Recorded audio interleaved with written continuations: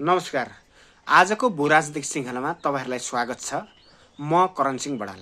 आजको अङ्कमा मैले अमेरिका र इजरायलले इरानमाथि 19 दिनदेखि थालेको आक्रमण र त्यसको प्रतिकारमा इरानले गरिरहेको कडा प्रतिवाद र त्यो कडा प्रतिवाद पश्चात विश्वको जुन शक्ति सन्तुलन हो त्यो शक्ति सन्तुलनको दिशा कसरी शिफ्ट भइरहेको छ भन्ने विषयमा संक्षिप्तमा चर्चाको प्रयास गर्नेछु। जस्तो अहिलेको ग्लोबल पोलिटिक्समा विश्व राजनीतिमा अमेरिका र इजरायलले इरानमाथि जुन प्रकारको आक्रमण गरे, यो आक्रमणले जुन एक ध्रुवीय अमेरिकी विश्व व्यवस्था थियो, यो विश्व व्यवस्था क्रमशः कसरी धराशायी हुँदै गइरहेको छ भन्ने विषयमा मैले संक्षिप्तमा चर्चाको प्रयास गर्नेछु।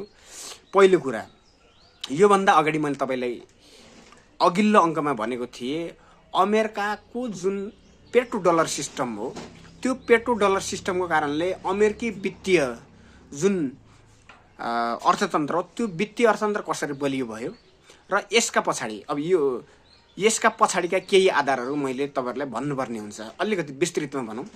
जस्तो सन् 1944 मा अमेरिकी राष्ट्रपति रुजवेल्ट हुनुहुन्थ्यो। उहाँले चाहिँ अमेरिकाको न्यू हेमिस्फियर भन्ने एउटा स्टेटमा ब्रेटन वुड कन्फरेन्स गराए। त्यो कन्फरेन्समा विश्वका 44 वटा देश सहभागी भए। ती 44 वटा देशमध्ये 730 जना जो प्रतिनिधिहरू थिए, ती सबै प्रतिनिधिहरूलाई उनले कन्भिन्स के गरायो भने दोस्रो विश्वयुद्ध भइसके पश्चात विश्वसँग सुनको सञ्चित थिएन। त्यो सुनको सञ्चित कम भएको कारणले गर्दाखेरि विश्वलाई खाद्यान्न र हतियार अमेरिकाले प्रचुर मात्रामा बेचेको थियो। त्यसकारण अमेरिकासँग विश्वको 2/3 गोल्ड मसँग छ। तपाईहरुले गोल्ड चाहिँ विश्व व्यापारको लागि, अन्तर्राष्ट्रिय व्यापारको लागि गोल्डको रिजर्भ चाहिँ मसँग छ। म तपाईहरुलाई गोल्ड उपलब्ध गराउँछु। तपाईहरुले 1 औंस गोल्ड लिनुभयो भने तपाईहरुले मलाई लगभग $35 US डलर चाहिँ तपाईहरुले तिर्नुपर्ने छ भने उनले कन्भिन्स गराए। पछि त्यसलाई एउटा स्विफ्ट सिस्टममा हाल्यो। त्यो स्विफ्ट सिस्टमको केन्द्रीय बैंक अमेरिकामा अहिले पनि छ र अहिले जति पनि विश्वको विदेशी मुद्राको व्यापार हुने गर्दछ, त्यो व्यापार अनि आयात निर्यात जति पनि एक देशले अर्को देशसँग आयात निर्यात गर्छ, त्यो आयात निर्यातको सबै पेमेन्ट सिस्टम चाहिँ स्विफ्ट सिस्टमबाट हुने गर्छ। त्यसलाई स्विफ्ट सिस्टम भन्ने गरिन्छ। यो अर्थशास्त्रीहरू र विशेष गरी अर्थशास्त्रका विद्यार्थीहरूले राम्रोसँग यसलाई बुझ्न सक्छन्। सामान्य भाषामा भन्ने हो भने यहाँ हामीले पठाएको पैसा सुरुमा अमेरिकाको एउटा बैंकमा जान्छ, स्विफ्ट बैंकमा जान्छ। त्यो स्विफ्ट बैंकको मेसेज अनि त्यसपछि अरू त्यो थर्ड पार्टीको हातमा पुगिसकेपछि अनि त्यसपछि मेसेज पुगिसकेपछि बल्ल त्यो पैसा ट्रान्सफर हुन्छ। स्विफ्ट प्रणाली भनेको यो। त्यो स्विफ्ट प्रणाली बनायो। त्यो स्विफ्ट प्रणालीलाई निगरानी गर्नको लागि एउटा सिस्टम विकास गर्यो, जसलाई मोनिटरी पोलिसी भन्यो। त्यो IMF मार्फत हुने गर्यो र त्यो सन् 1970 को दशकमा पुग्ने बित्तिकै अमेरिका चाहिँ भियतनाम वारमा फस्यो। अत्यधिक डलर छाप्यो। अत्यधिक मुद्रा छाप्दाखेरि त्यहाँ मुद्रास्फीति भयो अनि वस्तु उत्पादन कम भयो। हतियारको जुन अमेरिकी पुँजी हो, डलर हो, त्यो डलर चाहिँ हतियारमा खर्च हुन थाल्यो। हतियारमा खर्च भएपछि अनि त्यसपछि अमेरिकाको जुन रिजर्भ सुन हो, जुन सञ्चित भएको त्यो गोल्ड हो, त्यो गोल्डको मात्रा अभाव हुन थाल्यो। त्यो गोल्डको मात्रा अभाव हुन थालेपछि अनि बजारमा मुद्रा प्रणालीमा सङ्कट आउन थाल्यो। मुद्रा प्रणालीमा सङ्कट आइसकेपछि अमेरिकाले आफ्नो अर्थतन्त्र धराशायी बन्ने भयो। त्यसकारणले एउटा साउदी अरबलाई फेरि कन्भिन्स गराएर अमेरिकी सन् 1973 मा ओइलको समस्या आयो। ओइलको समस्या आउँदाखेरि त्यतिखेर अमेरिकी राष्ट्रपति रिचर्ड निक्सन हुनुहुन्थ्यो। रिचर्ड निक्सनको चुनाव भइसकेपछि त्यो सङ्कट आइसकेपछि चुनाव हारेपछि जेराल्ड आर फोर्ड 1974 मा राष्ट्रपति बने। त्यस बेलामा उनले चाहिँ एउटा ओपेक नेसनहरू, विशेष गरेर त्यसको नेतृत्व गर्ने शीर्ष राष्ट्र साउदी अरबको राजालाई कन्भिन्स गराएर अनि त्यसपछि त्यसलाई पेट्रो डलर सिस्टममा हाल्यो। गोल्ड बेस इकोनोमीलाई, त्यसलाई ग्लोबल इकोनोमीलाई त्यसलाई पेट्रो डलरमा हाल्यो। पेट्रो डलरमा हालिसकेपछि एउटा के भयो भने विश्वको ठुलो हिस्सा पेट्रोलमा आयात निर्यात हुने गर्दछ। ठुलो व्यापार हिस्सा पेट्रोल आयात निर्यातमा निर्भर हुने गर्दछ।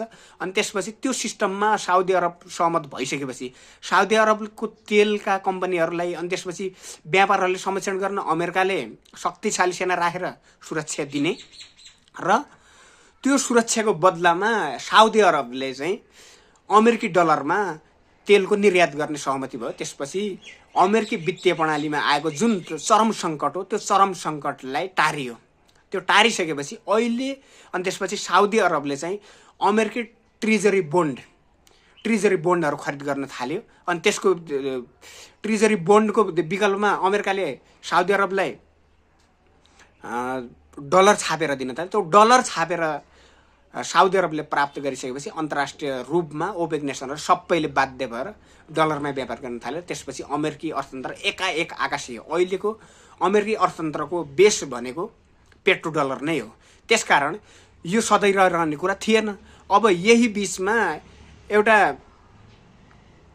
अमेरिका र इजरायलले एउटा अभ्यास गरे जुन इरानको न्युक्लियर प्रोग्राम, त्यो न्युक्लियर प्रोग्रामलाई ध्वस्त बनाउनलाई आक्रमण गरे। यो आक्रमण गरिसकेपछि प्रत्यक्ष रूपमा नभए पनि परोक्ष रूपमा रुस र चीनको सहयोगमा प्रविधिहरूको सहयोगमा जुन प्रकारले इरानले अमेरिका विश्वको शक्तिशाली एउटा अमेरिकालाई त विश्वको शक्तिशाली सेना भनिन्छ र यो अजङ्गको सेना हो। यो सेनालाई कहिल्यै पनि पराजय गर्न सकिन्न भने जुन एउटा भाष्य बनायो त्यो भाष्यलाई नराम्रो गरी बिथुल्ने गरी इरानले अहिले स्टेट अफ हर्मुजा बन्द गर्यो एकातर्फ।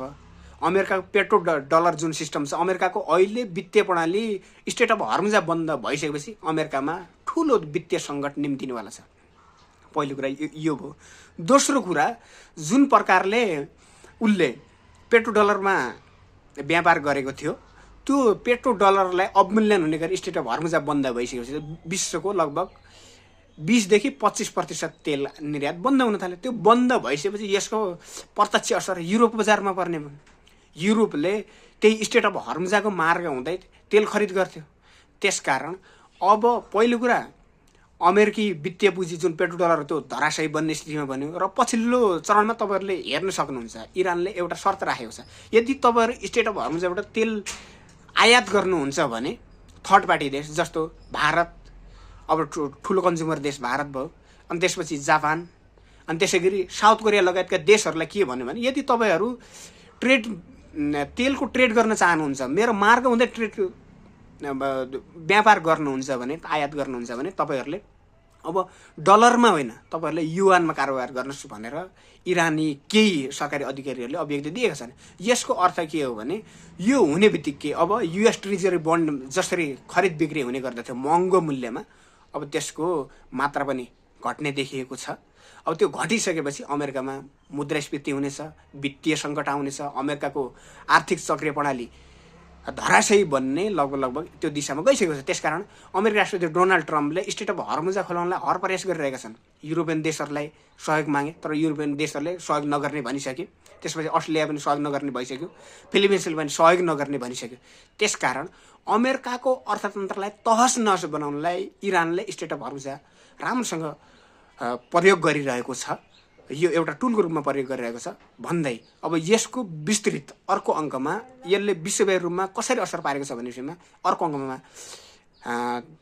अर्को सामग्री ल्याएर आउनेछु। अहिले मलाई बिदा दिनुहोस्। हवस् त, नमस्कार।